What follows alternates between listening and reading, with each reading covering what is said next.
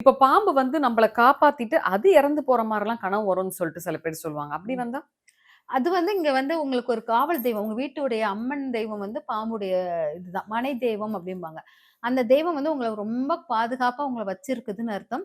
ஆனா, அந்த மனை தெய்வத்துக்கு உண்டான வழிபாடுகள் அத ஸ்ட்ராங் ஆக்க உங்களால முடியல. அது இறந்து போகக்கூடாது. ம். அதனால அது இறந்து போகுதுன்னா, அப்போ உங்க மனை தெய்வத்துடைய வழிபாடுகள அது உங்கள காப்பாத்திக்கிட்டு இருக்கு. ஆனா, நீங்க அதுக்கு குடுக்க வேண்டிய முக்கியத்துவங்கள நீங்க குடுக்கலன்னு அர்த்தம். அதனால அது இறந்து போகக்கூடாது.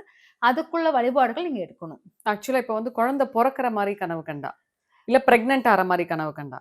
அவங்க சுத்தி வட்டாரத்துல யாராச்சும் குழந்தை உண்டாவாங்க. அந்த நல்ல செய்திகள் ஏதாச்சும் கேட்க போறீங்க அப்படின்னு அர்த்தமா இருக்கும். ஓகே. கல்யாணம் பண்ற மாதிரி கனவு வந்தா. அப்படி காணக்கூடாது. கல்யாணம் காண்ற மாரி கனவு கண்டால் வந்து உங்களுக்கு நெகட்டிவான அதிர்வுகள் வரும். ஆ யாராச்சும் துக்க செய்திகள் உங்க காதுல படப்போகுது அப்படின்னு அர்த்தம். அதனால கல்யாணம் ஆகுற கனவுகள் வரக்கூடாது. அதே சமயம் வந்து இந்த கனவு வரக்கூடாது. கல்யாணம் ஆகுற கனவு வரக்கூடாது. அதே மாரி இறப்பின் கனவு வருவது உங்களுக்கு கல்யாணம் ஆகப்போகுது அப்படிங்கிறது அர்த்தமாக இருக்கும். இப்போ இறந்தவங்க கனவுல வந்தாங்கன்னா என்ன அர்த்தம்? இறந்தவங்க கனவுல வந்து அழுதுகிட்டு இருந்தால் நெகட்டிவாக இருக்கும். இறந்தவங்க கனவுல வந்து உங்கட்ட பேசினாங்கன்னா பாசிட்டிவா இருக்கும். இறந்தவங்க பெரிய கூட்டத்தை பெண்கள் கூட்டத்தை கூட்டிட்டு வந்து செல்வம் வரப்போகுதுன்னு அர்த்தம்.